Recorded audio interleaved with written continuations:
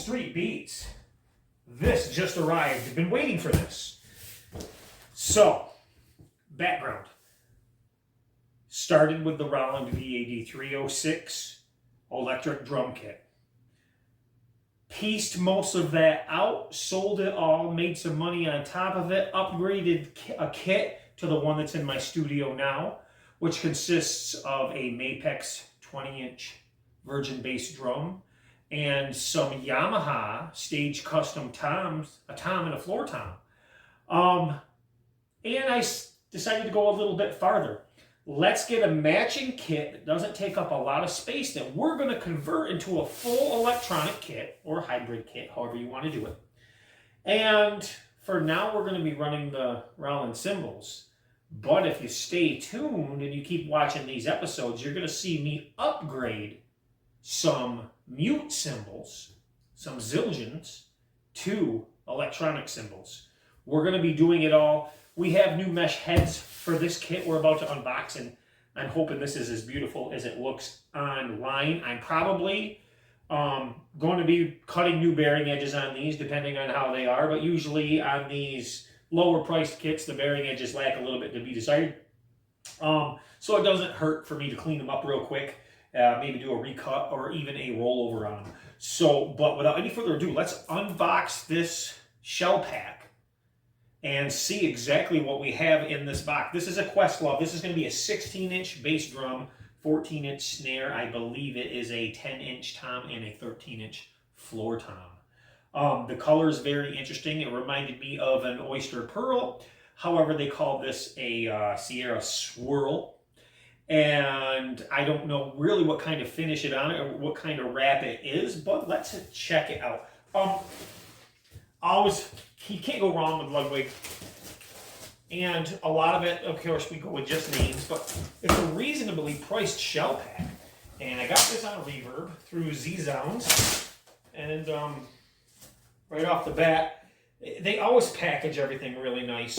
And we have the Breakbeats Ludwig drum heads, of course. Not going to be using the batter side. We have a Remo silent strokes that are going on it because we're going to be running Roland triggers. So that is why. And then we have a big, what do we have here? Big sticker by the looks of it. And that's nice to have. Big sticker, Breakbeat sticker, Questlove. Pretty cool. Pretty cool. And then we have, which is always worth it, having that authentic Ludwig logo on the front of the kick drum. And yes, it is a small kick drum, but that's what I wanted because I'm doing electric and I don't want to take up a lot of space, but I want a conventional feel. And of course, Ludwig heads. These are all your Remo heads, and these are your Remo China heads. These are all going to stay like new because we're not going to use them. Now we're going to get into some shells. This comes with bags, by the way, which is really nice. Each drum has its own bag that goes with them. So also very nice little touch they got here. And now we're going to get into some shells. And I can't wait to check this out. So let's check out our hoops. They're basic hoops, but they're decent. And they're chromed really nice. So that's going to work out just fine. And this is going to be our floor tom. Now this is the stuff that they really, yes. Okay, I see what this is. Almost like a, see what I'm saying about the oyster pearl? I hope you guys can see this okay. Looks good, right? Isn't that a pretty, that's a pretty drum. And a lot of people don't show these online exactly what they are. So this is, I'm giving you guys a close-up of what this finish looks like. Now, I'm looking at bearing edges. No, of course, the bearing edges are not the best in the world. And there's blemishes. And this is why I clean up bearing edges, personally. The resonant side I'm not worried about. It's the batter side. So I will be giving these a recut. But the finish is nice. I do like it. I do like it. It's not your typical, it's got a shimmer to it. Almost a shimmer. And it's pretty cool. Pretty cool. I'm digging the sizes. Really digging the sizes. So let's sit that over here out of the way. Dig in a little more. Ludwig packages their stuff pretty well. Now we're going to get to our tom. And there we have our tom. And which is unusual because the head is already on this tom, and usually that doesn't happen. We'll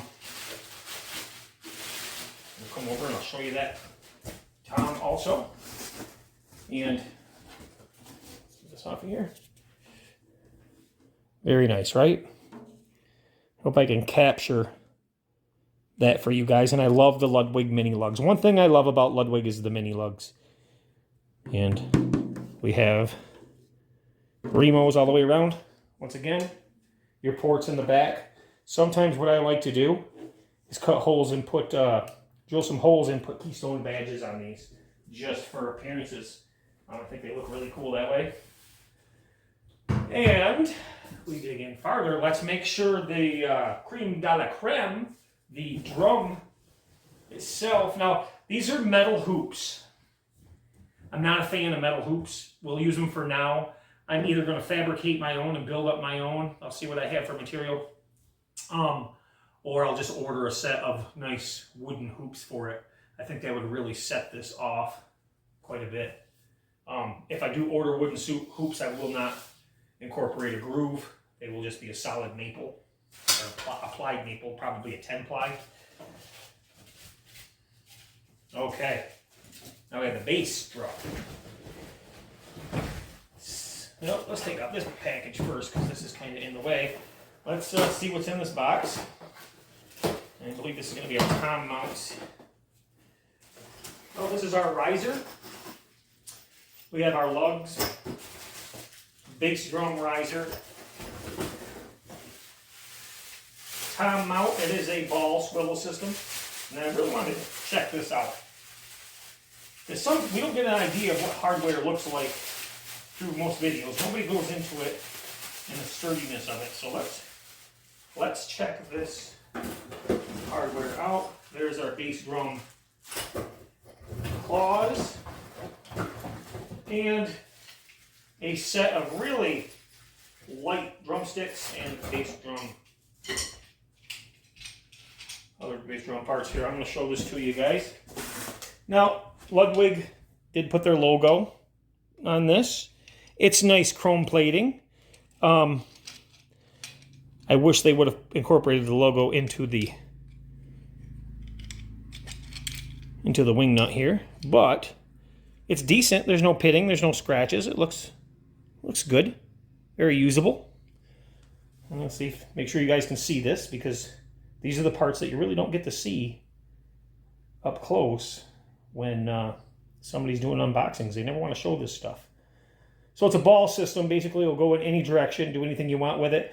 And you have another clamp over here. You can mount a cymbal or what have you, which is nice for any auxiliary pieces, cowbell, whatever you need to do. Even another tom, I suppose. And now, we can get to the bass drum. And there's our other hoop. And kick drum. I always like to check the insides of these to make sure they're not really damaged. You know, I've come across a lot of drums throughout my life that have been damaged on the inside due to shipping. And a lot of times they're damaged due to, they're not really damaged the way you think. A lot of the times they're damaged due to climates and temperatures changing and the outer ply, or I should say the inside outer ply, moving, stretching, and tearing and causing it to look like something hit it or broke it. And a lot of times it's just a temperature from sitting in a warehouse someplace and sudden extreme changes going on the truck. And usually that happens at a seam. And I can give you an example because most drums have this happening. So once again, not the greatest bearing edges in the world, but a beautiful drum. And I'm sure it's going to sound decent. We clean up those bearing edges, it'll be a totally different animal. I'm probably just going to do an old school round over. And let me show you what I'm talking about. You see those plies? Let's see if the camera will pick it up in here. Usually they start splitting and splintering right here. And that's just that outer ply that does that. It's not a, you got a quality control sticker on the inside. It's not a part that's going to really matter as far as sound goes or structural, anything structural. So that's not a big deal. And I will tell you guys, we can Resicoat this, and I'm probably going to old school Resicoat it. Yes, Resicoat. And I'm going to give you guys a hint on Resicoat. Resicoat was a marketing gimmick by Ludwig. And when I say gimmick, it's not that it didn't work. Resicoat does work. Resicoat does warm a drum considerably. But the secret is Resicoat was a high-grade exterior house paint semi-gloss. So the cat's out of the bag if you guys want to experiment and Resicoat the inside of your toms and bass drums. You can do that. Lots of different things we can do to get that old school sound. These bearing edges lack, like I said before in previous videos, a lot to be desired. We have some chips out of it here. They're not cut even. I guarantee when I throw these on my granite, they're not going to be level, but we're going to change that. Even though we're going to, if I was paying high dollar, that would bother me. But I didn't, and it's simple for me. Like this is literally a half an hour job for me to take all of these and go and recut the bearing edges and make them the way they should be. So it's not a big deal to me. To you, it might be if you don't have the know-how or the tools to do it. For me, it's not a big deal, and especially running triggers and electronics and mesh heads. Right now, it's not that big of a deal at all. But as far as the acoustic side of it, it's a pretty big deal. Okay, so here's your kick drum legs with spurs. And I got to be careful of that because right now I don't want to scratch up my hardwood floors.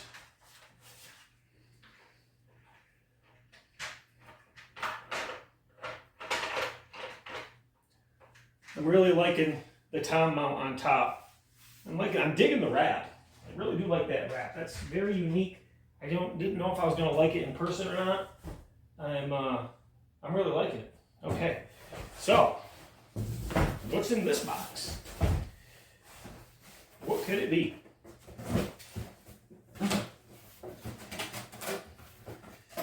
We have all of our other components, or one component I should say, and this is what I really was interested in. And to me, this is worth the price of admission. Just having a Ludwig snare with Ludwig lugs is the price of admission to me. And this is a nice, inexpensive, but nice snare drum, 14 by 5.5, I believe. Very nice.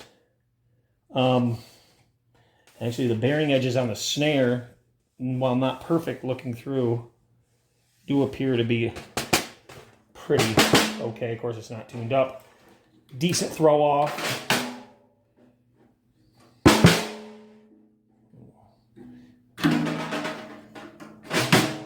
Everything needs adjusting, adjusted wires. And again, Remo in China, made in China heads. They will be, the top one will be removed anyhow because we are doing electronic. And there's our snare. And I love the Ludwig lugs. It's just a timeless lug, and I think they look really well. Okay, guys. So that is that. I don't think there's anything else in here other than our floor tom legs. And I think pretty much this is going to be a wrap for now until we can get this thing together. So why don't we do that? And the next time you see me, stay tuned right here. Next time you see me, we will have this together and set up so you can get a pretty good peek at it. And I'll be right back. I'll see you right now. Okay, and here it is all set up. Well, kind of all set up. I just set it up in the corner for right now. It's not in my studio yet, and I don't have the proper cymbals and everything hooked up, but you guys can get a good idea of what it looks like. I have been putting my triggers on. I have put on the proper mesh heads, so you can get an idea of the sparkle. A little bit of, they call it sparkle anyhow, just a bit of fluorescence almost in it. It looks really good. It's a very stunning kit, actually. It is a stunning kit put together. And no, it's not the best in the world. They skimp on some things, and what do you expect for a $400 price tag for a shell pack? The front bass drum head is not a coated head. It's just a cheap resonant head, and it has the Ludwig logo on it, and it's not. I was hoping it would be a coated head at least, but it's not. And like I said, we're going to end up running some nice wood hoops on here on the bass drum. But the kit is visually, I mean, very, very stunning. I am very happy with the looks of this thing. Hardware seems decent rims. And of course, I love the Ludwig lugs. They look great. And this is the Roland hardware that we're going to be running with it. And some DW hardware also. DW snare stand. DW 5000 hi-hat pedal. And I'll get you in here. And there's our snare. And our tom. And our floor tom. It's actually, once you get it all put together, it's a pretty decent size kit. If it looks and feels like a full-size kit when you're behind it. A lot of people would consider this a bop kit. I had a Sawtooth kit before, and Sawtooth makes an excellent little kit about the same size, a little bit deeper of a shell, but with a 16-inch bass. But I like this better because it's a Ludwig. And yes, it's one of those rare cases where I love the name and I love the aesthetics of it. So to answer any questions, if you guys haven't seen these close up, now you have. Now you have. And again, this is, I believe they call it Sahara Swirl. Very cool. But it's got that oyster look to it. That old school oyster look. Digging it a lot. And as you can see, we've got the triggers. We're running a single on here. And there's our kick drum trigger. That's a dual trigger there. And that's a dual trigger on the snare. And we gotta now go into our TD17 module, get it in the studio, tune everything up, and make sure everything is functioning properly. I'm gonna let the cat out of the bag a little bit, and you can watch it on an upcoming episode. I am converting a mute cymbal, a low volume Zildjian ride, to a electric cymbal. So stay tuned for that. And here we go. And there's the snare. Beautiful. Love it, guys. Thanks for watching Fulton Street Beats. Stick around. We'll get this thing in the studio and jam out some tunes on it. I'll see you soon. Thanks for watching. Don't forget to hit that like button, share, and subscribe.